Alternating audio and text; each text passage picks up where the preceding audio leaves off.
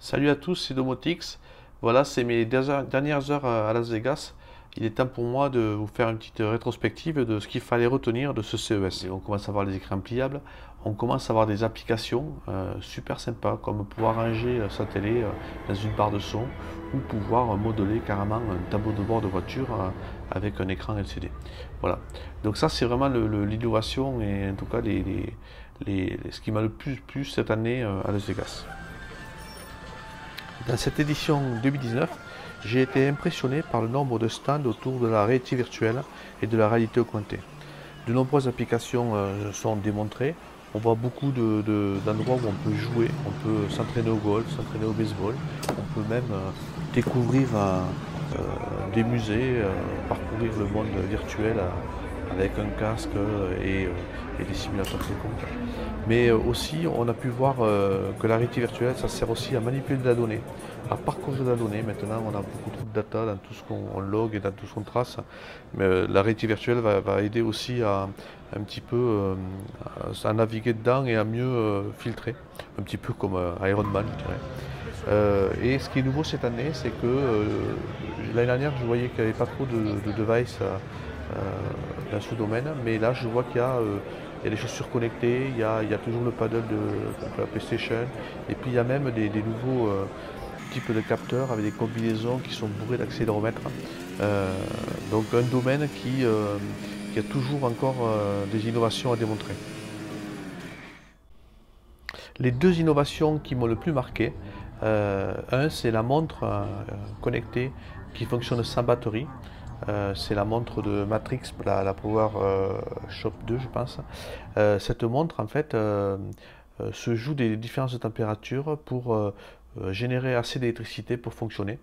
Elle n'est pas encore sur le marché, mais j'avoue que c'est une innovation qui va changer la vie parce que vous pourrez garder votre montre jour et nuit au poignet et on peut voir plus d'applications qu'avec nos montres d'aujourd'hui où il faut les recharger sans cesse. La seconde innovation qui est intéressante, c'est la serrure HAVR. C'est la serrure qu'on va ouvrir grâce au flash lumineux du mobile. Alors j'ai bien aimé ça parce qu'en termes de sécurité, c'est difficilement piratable. Le flash lumineux change à chaque fois. Il n'y a pas de réseau Bluetooth ou d'autres protocoles qui sont utilisés, ce qui fait que ça me paraît impiratable et ça ouvre les possibilités toujours de pouvoir donner un code pour que les gens puissent venir pour une location ou autre. Donc ça c'est la seconde innovation qui me plaît bien et que je vais suivre. Maintenant si j'en viens à la domotique, hein, à la Smartphone, je retiens quatre événements pour moi. Le premier c'est le passage au Zigbee 3.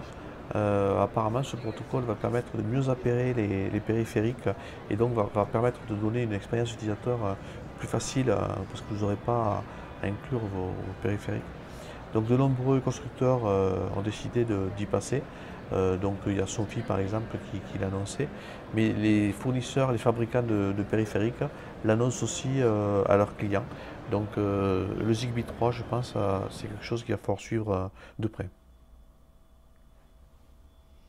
Ensuite, une deuxième innovation, ouais, une deuxième tendance qu'il faut retenir, c'est le machine learning.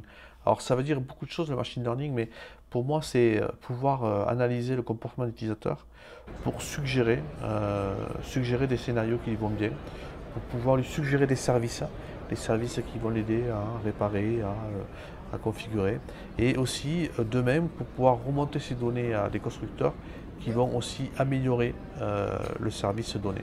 Donc le machine learning, Flibaroo en parle dans sa nouvelle interface utilisateur, Yaroom aussi, d'autres applications aussi mobiles, même s'il ne faut pas de domotique, commencent à mettre en place ça.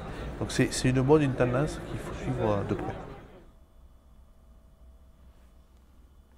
Dans la série des nouveaux périphériques, je constate qu'il y a de plus en plus de miroirs connectés et même maintenant des miroirs qui sont sur le commerce, hein. Donc au CES, on a vu le iMiroir qu'on avait vu aussi à l'IFA. Mais maintenant, il y a aussi le miroir de CareOS qui est en partenariat avec Legrand, qui arrive sur le marché et qui est vraiment impressionnant. Enfin, au niveau de l'air, au niveau de l'analyse de l'air, pour reconnaître différentes substances, radon, pollutions diverses, je trouve que jusqu'à l'année dernière, il y avait peu de sociétés qui apportaient ça. Et cette année, je trouve que ça a explosé.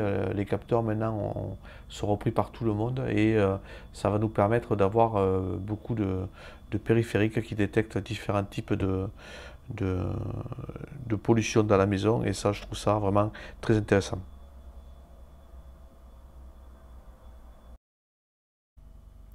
Un seul petit regret peut-être, c'est que je trouve que au niveau de la Smart Home, hein, il y a peu de nouvelles sociétés, hein.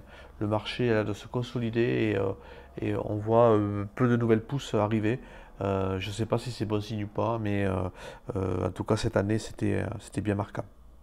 Donc ça y est, c'est le grand départ pour moi. Je vais revenir à des activités plutôt normales. Donc si vous avez aimé mes articles, je compte sur vous pour vous abonner à la chaîne YouTube et à liker les vidéos que vous préférez plus.